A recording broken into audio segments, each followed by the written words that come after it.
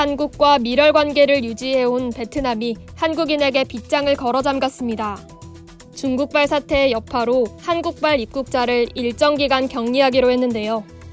하지만 현지 매체와 베트남의 정통한 이코노미스트가 잇따라 베트남의 심각한 경제 상황을 언급해 이런 결정이 경제적으로 베트남에 심각한 결과를 가져올 것이라는 우려를 낳고 있습니다.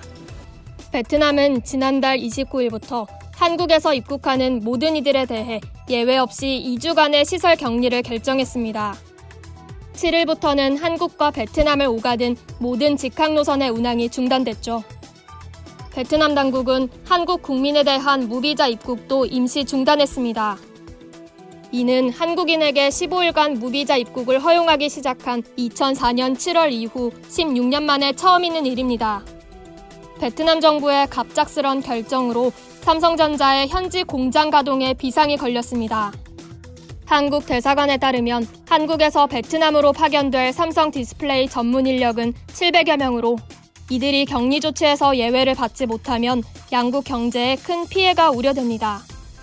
특히 삼성전자의 현지 공장이 원활하게 돌아가지 못하면 베트남 경제가 직격탄을 맞을 수밖에 없는 상황이라 베트남 국민의 우려가 커지고 있습니다. 이와 관련해 VN 익스프레스는 베트남의 대도시 관광이 2월에 이미 큰 타격을 입은 것을 거론했습니다. 실제로 호치민시는 외국인 입국자 수가 지난해 같은 기간 대비 52% 줄고 관광 수입은 30% 감소했습니다. 또 베트남의 재정 적자가 올해 목표치인 3.4%에서 3.8%로 늘어날 것이라는 신용평가 회사의 전망치를 보도했습니다. 5년 만에 최고치의 기록입니다. 이런 상황과 아울러 삼성전자가 베트남에서 16만 명을 고용 중이며 지난주 베트남 하노이의 사상 최대 규모인 2억 2천만 달러의 연구개발센터를 구축하고 있음을 같이 소개했습니다. 한국은 1988년부터 2019년까지 32년간 베트남에 677억 달러를 투자해 135개 투자국 중 가장 많은 투자를 한 나라입니다. 삼성전자는 지난해 베트남에서 70조 원이 넘는 매출을 달성했습니다.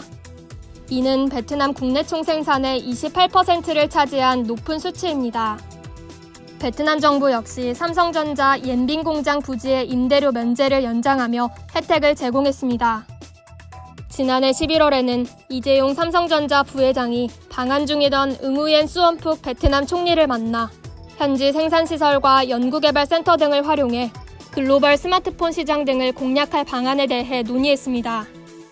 삼성전자는 이 자리에서 베트남 타이오타이 지역에 추진하고 있는 R&D 센터와 관련해 투자 규모를 공개하는 등 사업 계획을 구체화했습니다. 현지 인력 3천여 명을 채용할 것으로 보이는데요. 베트남으로서는 엄청난 기회입니다. 그런데 중국발 사태가 발목을 잡은 것입니다. 홍콩 사우스 차이나 모닝포스트에 따르면 싱크탱크 메콩 이코노믹스의 아담 메카티 수석 이코노미스트는 이번 사태로 베트남이 경제적 어려움을 겪고 있다고 말했습니다.